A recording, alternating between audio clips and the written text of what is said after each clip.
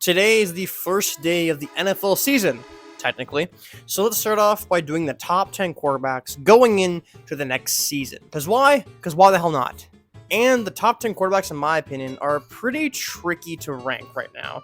So I'll give it a go and see how bad it is in 4 months or so. Also, I'm taking into account how they were in the regular season and if they made the playoffs, in the playoffs as well, because that's a big component to being a good quarterback. All right, let's do this. At number 10, I have Jared Goff. Jared Goff's been through the ringer, of course. He's been on the Rams, had success, big lows, went to the Lions, had some bad lows, but some really good success. And this year was his best season by far. He had over 4,600 yards, 37 passing touchdowns, and 12 interceptions. These are top 5 stats, right? He's also been pretty solid under the pass rush, which is something that's new to his career. But I will say with Jared Goff is something he still lacks to do is to make plays on his own. When shit hits the fan, the play doesn't work, he kind of doesn't have anything in the tank for him to do. He kind of has a check down. He's not going to make a play like Allen or Mahomes or Burrow or Lamar. That's an issue with him. I also will say that it seems his success is heavily involved with the system he's in.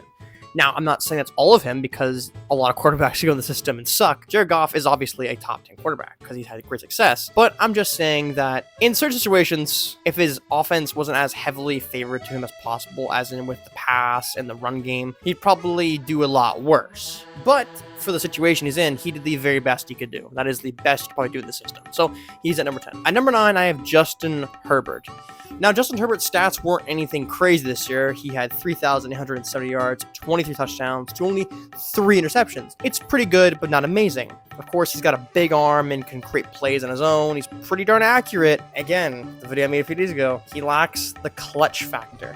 I've seen him be clutch a few times, but I want to see him do it against good teams, which he rarely ever does and usually falters. And we'll say this, his playoff experience is not very great. Yes, the lead blown against the Jaguars wasn't entirely his fault. That was mainly the defense, but he still didn't do that great in the game. He played fine. He did okay. He played abysmal against Houston. He did. He played abysmal against Houston. I don't want to go through this again.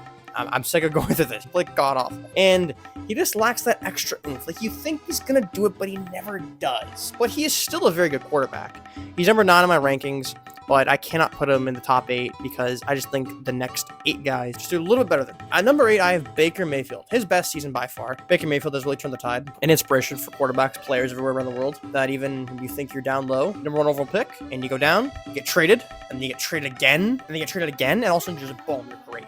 Baker Mayfield had 4,500 passing yards, 41 touchdowns to 16 interceptions, and dare I say, one of only 2 guys in the NFL who I consider actual gunslingers, like that Brett Favre type. And Baker Mayfield is surprisingly very good under pressure. We've seen him be very good under pressure this year against the Chiefs D-line, Eagles O-line. He can throw the ball really well when he's under pressure. And I will say as well, people will give him a lot of slack for saying he's got Godwin and Evans, but when those guys were out, he was still playing good football. He still kept it close to the Chiefs. He still won them games. He was still playing good under pressure. He's a good quarterback. Nothing else to say there. And I'll say this, he balls, dude. He balls. Baker Mayfield's got the mentalities. He don't care where that ball's going. He's throwing that son of a bitch.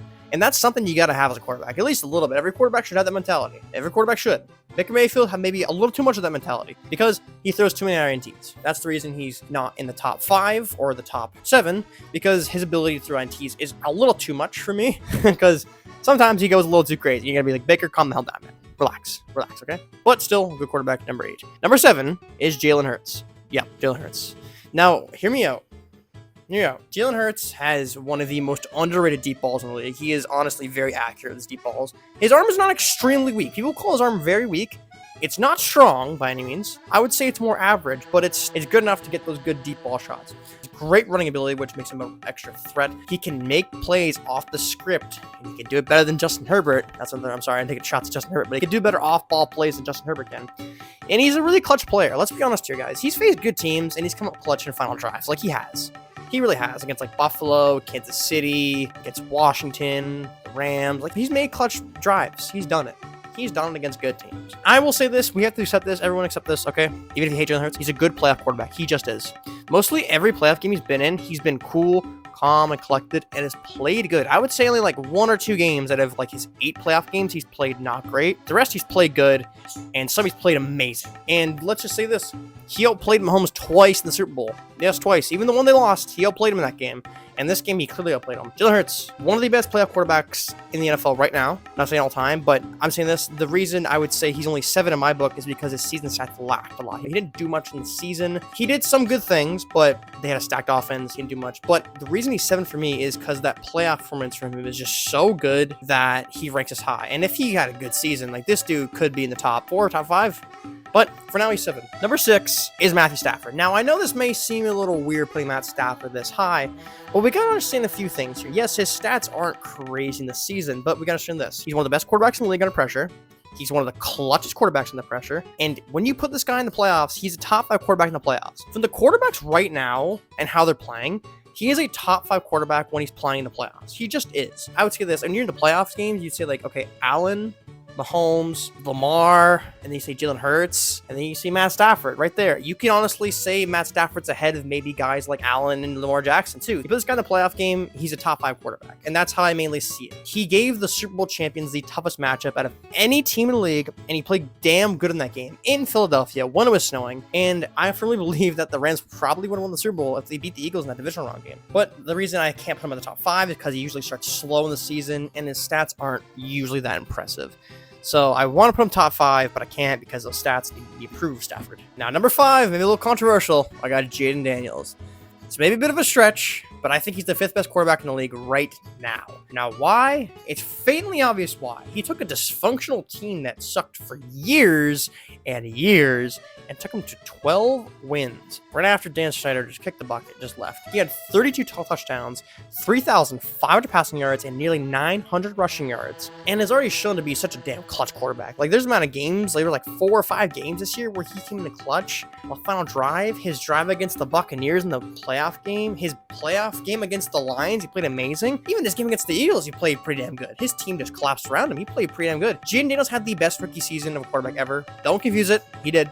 He had the best rookie quarterback season ever. He won back-to-back playoff games on the road. And the only gripe I can really give him is that it's his first year. And I feel like I can't rate him higher than 5 because I feel like that'd be kind of disrespecting. But it's like legit like a perfect rookie season. You can't get better. Like, no rookie has done this good. The farthest they've gone is the championship game. He went there. He literally had almost MVP-like stats. He was one of the best quarterbacks in the league. I gotta put him 5. Maybe you could disagree, but in my opinion, I think he's 5. Number 4 is Joe Burrow.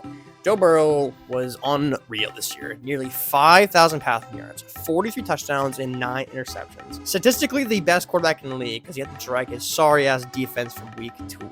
My gripe with Joe Burrow is that his beginning of the season stats are always struggling. Like, he lost the Patriots week 1. Patriots only scored, 19 points? That wasn't the defense's fault. Burrow and the offense could have scored more points. I know it's one game, but if you want to take shots at him for saying his defense failed him, it's like that's a game that makes a difference to make the playoffs from that. It really is. And also, his stats are amazing, but it makes me wonder if Mahomes, Allen, Lamar were in this situation, would they have way better stats? I think they might. As much as their stats are crazy good, I feel like I can't put him ahead of the next 3, but still insane.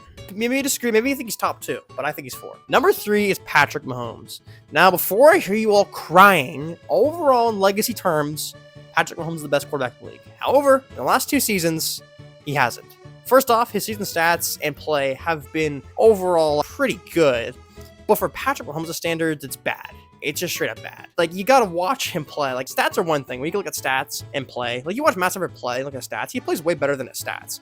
Mahomes played exactly how his stats looked, which was 26 touchdowns to 11 interceptions, which is all right.